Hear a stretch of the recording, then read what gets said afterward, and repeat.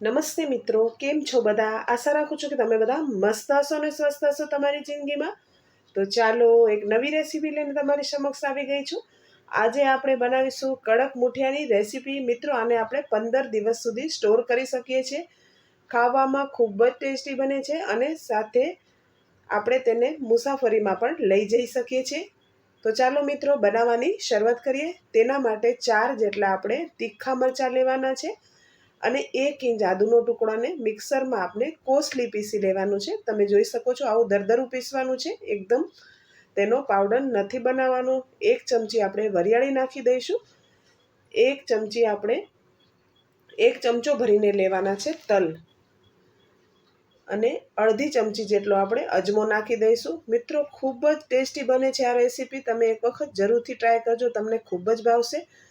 હવે એક મોટા લીંબુનો રસ નાખી દેવાનો છે. તમારી પાસે મિત્રો લીંબુ ન હોય ને તો તમે 2 ચમચામાં દહીંનો ઉપયોગ પણ કરી શકો છો. એકચ્યુઅલીમાં આમાં દહીં પડે છે, પણ દહીં હમણાં નથી એટલે મેં આમાં લીંબુનો ઉપયોગ કર્યો છે. અને 2 ટેબલ સ્પૂન જેટલો આપણે ગોળ નાખી દઈશું. 1 ચમચી આપણે ધાણાનો પાવડર નાખી દઈશું. અડધી ચમચી હળદર પાવડર નાખવાનો છે અને અડધી ચમચી લાલ મરચું નાખી દઈશું. સ્વાદ અનુસાર મીઠું નાખી દઈશું અને 1 ચમચી જેટલી આપણે દૂધની મલાઈ નાખી દઈશું. મિત્રો, તમારી પાસે હોય તો તમે નાખી શકો છો, નહીં તો તેને સ્કીપ પણ કરી શકો છો. તમે જો લીંબુની જગ્યાએ દહીંનો ઉપયોગ કરતા હોય તો તમે મલાઈ ન નાખતા, એક જ વસ્તુ બેમાંથી નાખતા. હવે આપણે ગોળને સરસ રીતે આમાં મેલ્ટ કરી દેવાનો છે, તેના ગાંઠા ન રહે. તમે ચાહો તો સાકરનો ઉપયોગ કરી શકો છો, પણ હું હેલ્ધી બનાવી રહી છું એટલે હું સાકર નથી નાખી રહી. હવે 2 કપ જેટલી આપણે મેથીને ધોઈ લેવાની છે, સૂકવી અને સુધારી ઝીણી ઝીણી, અને 2 કપ જેટલી લેવાની છે. અને આવી રીતે સરસ હાથથી તેને ચોળવાનું છે કે બધા મસાલા છે તે મેથીમાં મિક્સ થઈ જાય અને જે ગોળ છે તે પણ એકદમ સરસ રીતે અંદર ગળી જાય. હવે મેં 1 કપ જેટલો જાડો જે ભાખરીનો ઘઉંનો લોટ આવે તે લીધો છે અને સાથે આપણે અડધો કપ જે રોટલી બનાવતા હોય તે અડધો કપ આપણે ઘઉંનો લોટ લેવાનો છે. અડધો કપ લઈશું આપણે બેસન. ઘરે પીસાવેલો હશે તો પણ ચાલશે અને માર્કેટનો હશે તો પણ ચાલશે. હવે બધી સામગ્રીને આવી રીતે સરસ રીતે હાથથી મિક્સ કરવાની છે. આવી રીતે લોટમાં મસાલા એકદમ સરસ ભળી જશે અને આપણી રેસીપી છે એકદમ ટેસ્ટી બનશે. મિત્રો, તમે જરૂરથી એક વખત આ રેસીપીને બનાવજો. તમને આમાં ભાખરવડીનો સ્વાદ આવશે, ખૂબ જ ટેસ્ટી લાગે છે. હવે આપણે થોડું જ પાણી એડ કરીશું, વધારે પાણી નથી એડ કરવાનું. અને લોટને આપણે પૂરીનો લોટ બાંધીએ તેવો કઠણ બાંધવાનો છે, નરમ નથી બાંધવાનો. તો તમે તે વાતનું ધ્યાન રાખશો.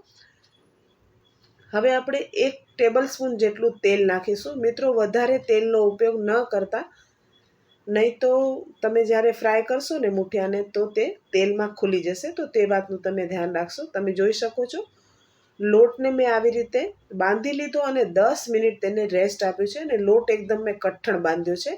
તો જ આપણી રેસીપી છે તે 15 દિવસ ખરાબ નહીં થાય અને એકદમ ક્રિસ્પી પણ બનશે. હવે આવી રીતે તમે જોઈ શકો છો મુઠિયાનો આકાર આપી અને બધા મુઠિયા આપણે આવી રીતે રેડી કરી લેવાના છે.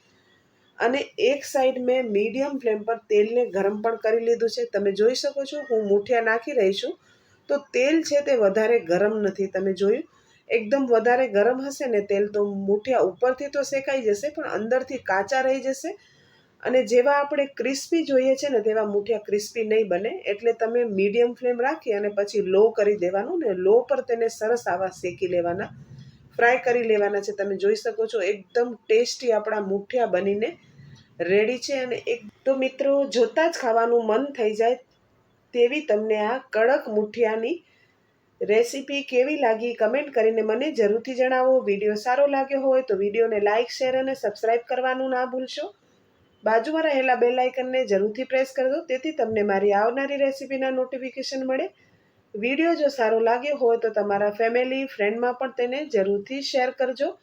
તો હમણાં મેથીની સિઝન છે તો આવા સરસ મુઠિયાની રેસીપી બનાવી શકે અને ઘરનાને ખવડાવી શકે. તો ચાલો મિત્રો, ફરી મળીએ આવી નવી અને ઇન્ટરેસ્ટિંગ રેસીપી સાથે. ત્યાં સુધી આવજો. અને તમે મારા વિડીયો મિત્રો ક્યાંથી જોઈ રહ્યા છો તે કમેન્ટ સેક્શનમાં મને જરૂરથી જણાવો. મિત્રો તમે વિડીયો જોવો તો છો તેના માટે તમારો ખૂબ ખૂબ ધન્યવાદ, પણ તમે કમેન્ટ સેક્શનમાં પણ મને જરૂરથી જણાવો તો મને ખબર પડે કે તમને મારા વિડીયો સારા લાગે છે કે નહીં. ચાલો મિત્રો, ફરી મળીએ આવી રેસીપી સાથે.